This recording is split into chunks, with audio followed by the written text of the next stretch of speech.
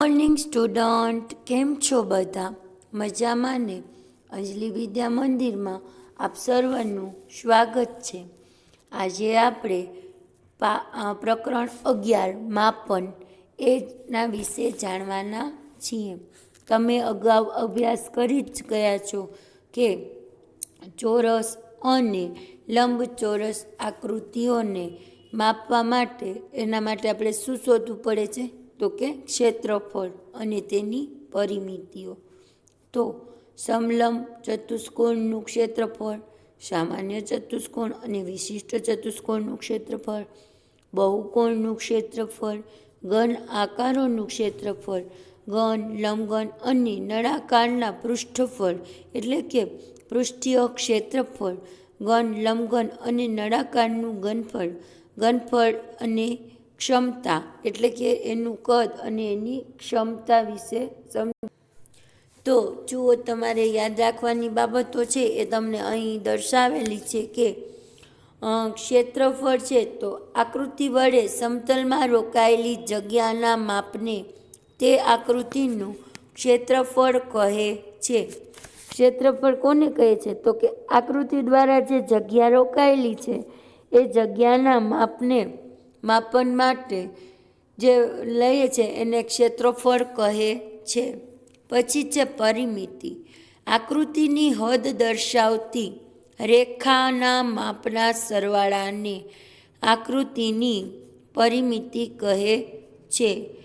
ચોરસનું ક્ષેત્રફળ, તો ચોરસનું ક્ષેત્રફળ છે લંબાઈ ગુણ્યા લંબાઈ અને એની પરિમિતિનું સૂત્ર છે તો કે 4 ગુણ્યા લંબાઈ. પછી લંબચોરસનું ક્ષેત્રફળ છે લંબાઈ ગુણ્યા પહોળાઈ અને તેની પરિમિતિ એટલે કે લંબચોરસની પરિમિતિ છે 2 લંબાઈ વત્તા પહોળાઈ. પછી છે ત્રિકોણ. તો ત્રિકોણનું ક્ષેત્રફળ બરાબર 1/2 ગુણ્યા પાયો ગુણ્યા પાયા ઉપરનો વેધ. પછી એની પરિમિતિ, તો પરિમિતિ છે એ ત્રણેય બાજુના માપનો સરવાળો, બરાબર છે. પછી છે વર્તુળ એટલે કે ગોળ, તો વર્તુળનું ક્ષેત્રફળ બરાબર πr². પરિમિતિ છે એટલે કે એનો પરિ તો 2πr, જ્યાં r છે એ વર્તુળની ત્રિજ્યા દર્શાવે છે. સમાંતર બાજુ ચતુષ્કોણ એટલે એનું ક્ષેત્રફળ બરાબર પાયો ગુણ્યા પાયા ઉપરનો વેધ અને એની પરિમિતિનું સૂત્ર થશે ચારેય બાજુના માપનો સરવાળો. સમલંબ ચતુષ્કોણનું ક્ષેત્રફળ બરાબર 1/2 સમાંતર બાજુનો સરવાળો ગુણ્યા સમાંતર બાજુઓ વચ્ચેનું લંબ અંતર. સમબાજુ ચતુષ્કોણનું ક્ષેત્રફળ બરાબર 1/2 ગુણ્યા વિકર્ણનો ગુણાકાર, 2 વિકર્ણ છે એનો ગુણાકાર. તો આજે યાદ રાખવાની બાબત છે એટલે કે આજે બધા સૂત્રો છે એ તમારી નોટબુકમાં નોંધી લેવાના છે, બરાબર છે. આના ઉપરથી જ આપણે આગળના દાખલાઓ જોઈશું, બરાબર છે. તમારી પુસ્તકમાં ઉદાહરણના દાખલા છે એ તમારે જાતે એમાં પ્રયત્ન કરવાનો છે જેથી તમને વધુને વધુ પ્રેક્ટિસ મળે.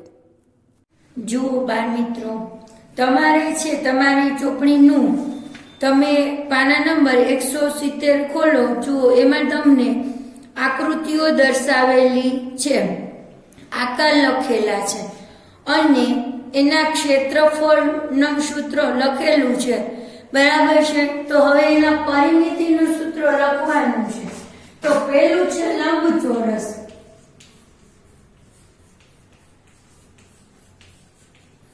તો લંબચોરસની પરિમિતિનું સૂત્ર શું થશે?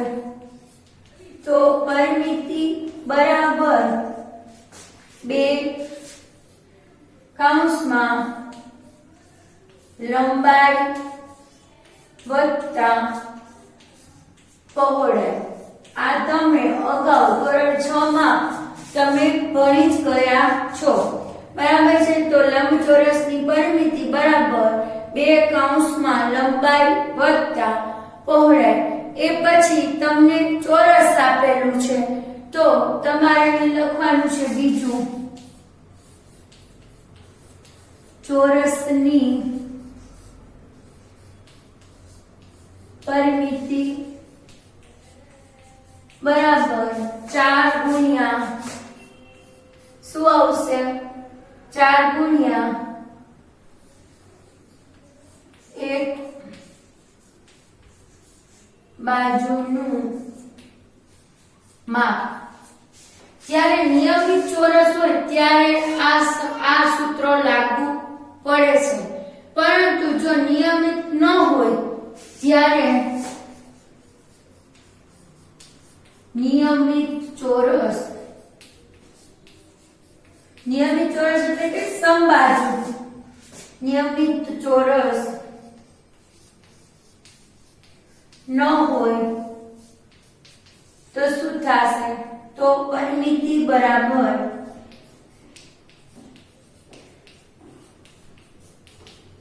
બધી બાજુની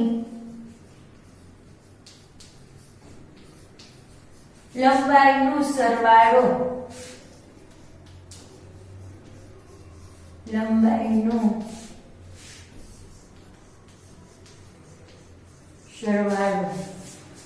બરાબર છે.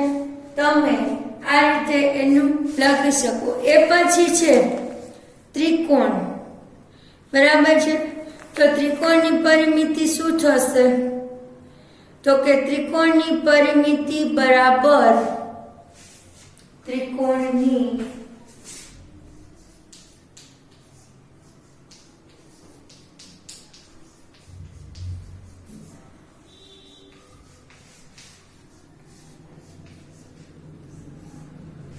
ત્રણેય બાજુનો સરવાળો, ત્રણેય બાજુના માપનો સરવાળો, બરાબર છે. ત્રિકોણની ત્રણેય બાજુના માપનો સરવાળો.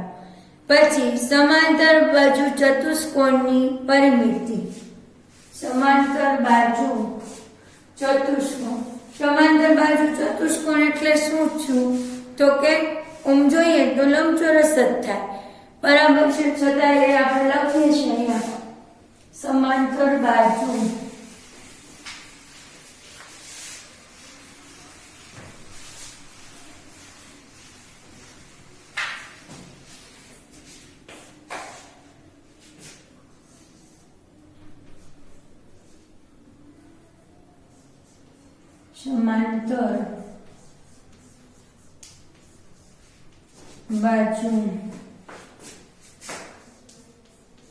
ચતુષ્કોણની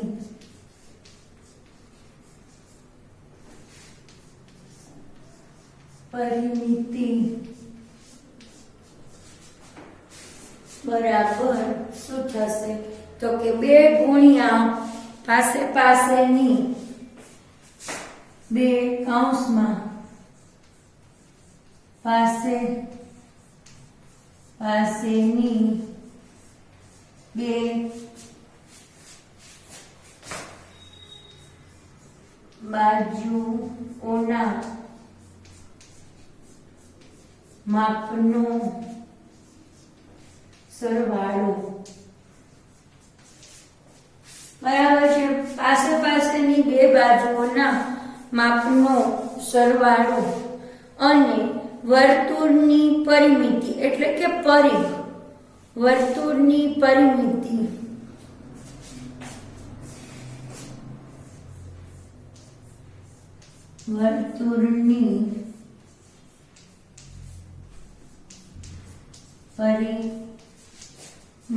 કૌંસમાં આપણે લખીએ પરિઘ બરાબર 2πr. r એટલે ત્રિજ્યા, બરાબર છે. r એટલે ત્રિજ્યા થાય. હવે જો લંબ એમાં તમને ક્ષેત્રફળ જે આપ્યું છે તો એમાં તમારે સામે શોધવાનું છે. તો લંબચોરસનું ક્ષેત્રફળ શું થશે? તો કે a ગુણ્યા b. લંબચોરસનું ક્ષેત્રફળ બરાબર a ગુણ્યા b, એટલે કે લંબાઈ ગુણ્યા પહોળાઈ બરાબર છે. પછી ચોરસનું ક્ષેત્રફળ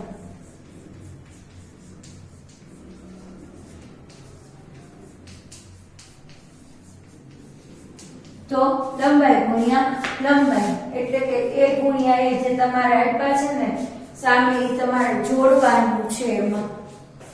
બરાબર છે. પછી ત્રિકોણની થશે 1/2 BH.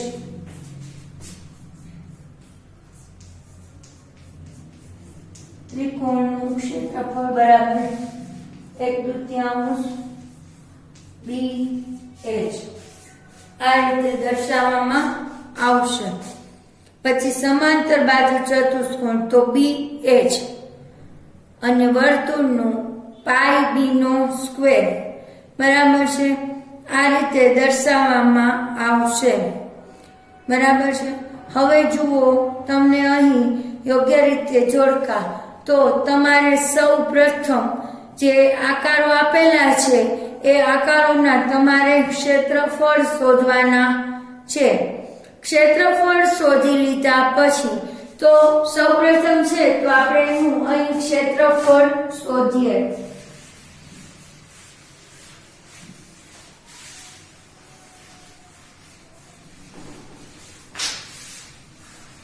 તમને જ્યાં સૂત્ર આપ્યા ઉપરથી તમારે શું કરવાનું છે? આકૃતિઓનું ક્ષેત્રફળ શોધવાનું છે. બરાબર છે. તો એમાં તમને જો પહેલી આકૃતિ છે એ સમાંતર બાજુ ચતુષ્કોણ છે. તો સમાંતર બાજુ ચતુષ્કોણનું શું થશે? તો કે b ગુણ્યા h. તો અહીં લખીએ સમાંતર બાજુ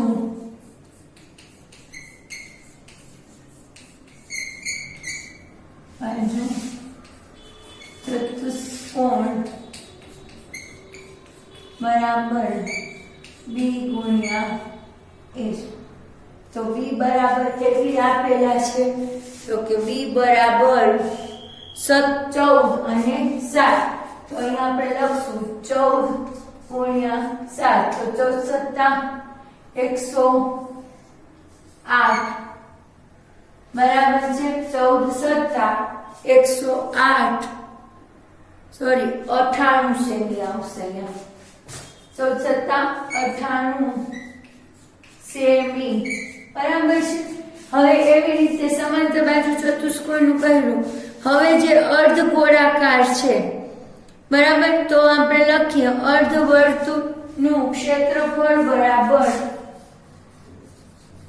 અર્ધવર્તુળનું ક્ષેત્રફળ બરાબર 1/2 પાઈ r સ્ક્વેર. આ રીતનું એનું આપેલું છે. બરાબર છે.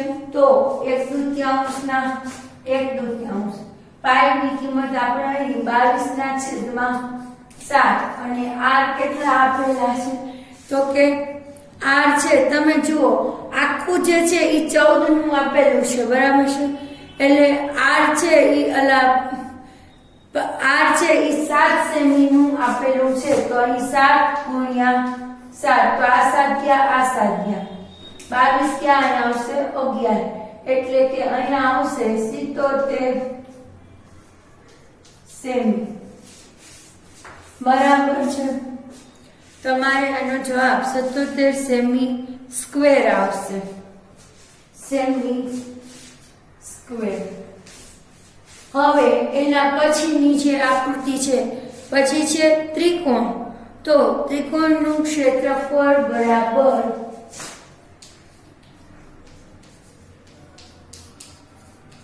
ત્રિકોણનું ક્ષેત્રફળ બરાબર ત્રિકોણનું ક્ષેત્રફળ બરાબર 1/2 BH 1/2 ગુણ્યા B ગુણ્યા H. તો એમાં આપણે કિંમત મૂકીએ તો અહીં B ની કિંમત કેટલી આપેલી છે? B ની કિંમત 14 છે અને H ની કિંમત હાઈટ એટલે કે ઊંચાઈ છે 7 ગુણ્યા 14 ગુણ્યા 7. તો અહીંયા ઉડાડશું તો અહીં 7 તો 49 સેમી બરાબર છે. આ રીતે બધી આકૃતિઓ જેટલી આપી છે 5. પછી છે લંબચોરસ. તો લંબચોરસનું ક્ષેત્રફળ બરાબર લંબચોરસનું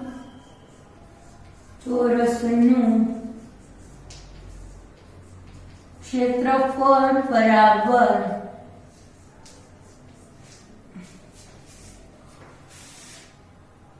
L ગુણ્યા B છે.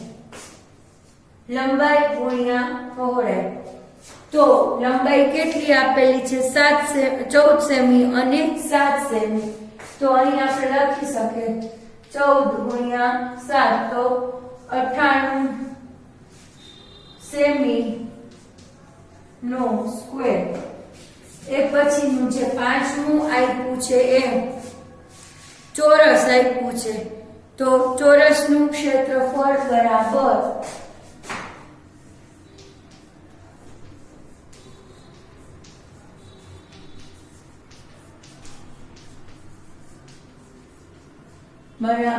શું આવશે સૂત્ર? ચોરસનું ક્ષેત્રફળ બરાબર લંબાઈ ગુણ્યા લંબાઈ એટલે કે L ગુણ્યા L. એનું માપ કેટલું છે? 7 સેમી.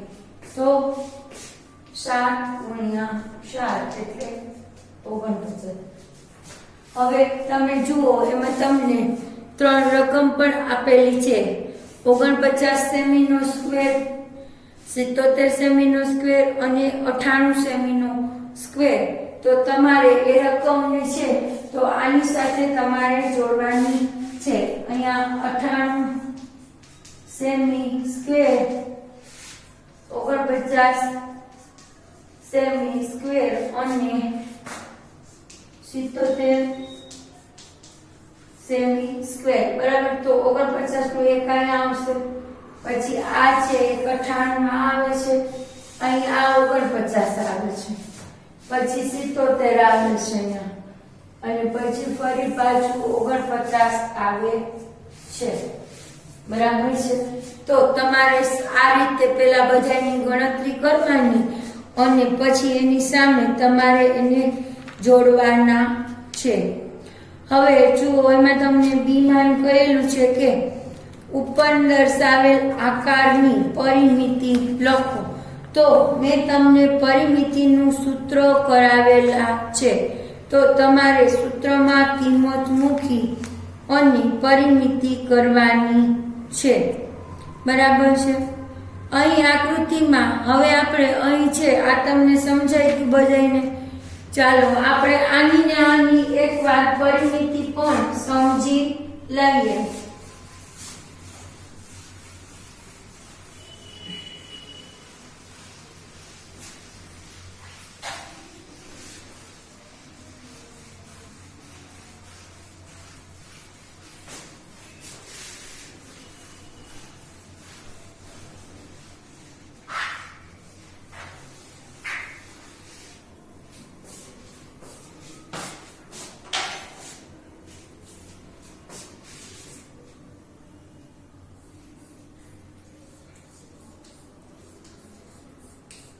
પરિમિતિ. હવે આપેલા આકારોની પરિમિતિ બરાબર છે. તો એમાં તમારે પ્રથમ છે સમાંતર બાજુ ચતુષ્કોણની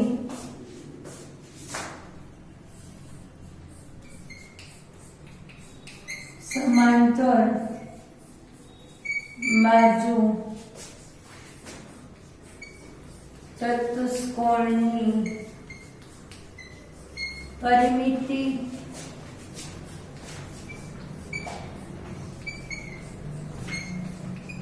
બરાબર 2 કૌંસમાં લંબાઈ વત્તા પહોળાઈ. લંબાઈ કેટલી છે આપણે અહીંયા લખીએ 2 કૌંસમાં લંબાઈ કેટલી આપેલી છે તો લંબાઈ 14 સેમી અને 7 સેમી. તો 14 વત્તા 7 તો 7 ને 14 ને 7 કેટલા થશે 21. 2 ગુણ્યા 21 એટલે 42 સેમી સ્ક્વેર. બરાબર છે. પહેલા દાખલાની 42 સેમી આવશે, ક્ષેત્રફળ હોય તો સેમી સ્ક્વેર થશે. બરાબર છે. સમાંતર બાજુ. હવે એ રીતે બીજું છે અર્ધવર્તુળની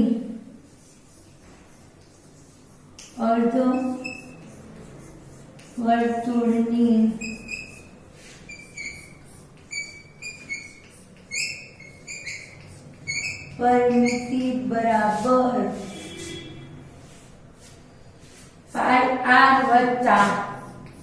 પાઈ r વત્તા RH સોરી 2r છે 2r પાઈ r વત્તા 2r પાઈ r એટલે 22 ગુણ્યા 7 વત્તા 2 ગુણ્યા 7 આ સાધ્યા એટલે અહીંયા આવશે 22 વત્તા 14 36 સેમી. બરાબર છે. અહીં જવાબ શું આવશે 36 સેમી. હવે ત્રિકોણનું પરિમિતિ તમે જાતે શોધી લેજો. ચોરસ અને લંબચોરસની એ તમારે જાતે શોધવાની છે. તો અહીં આપણે જે ઉદાહરણના દાખલા તમને જે આપ્યા હતા પાના નંબર 170 ઉપર એનું આપણે અહીં ઉકેલ શોધ્યો છે. હવે છે તો તમારે આપણે હવે આગળ સ્વાધ્યાય 11.1 આગળના વિડીયોમાં સમજીશું.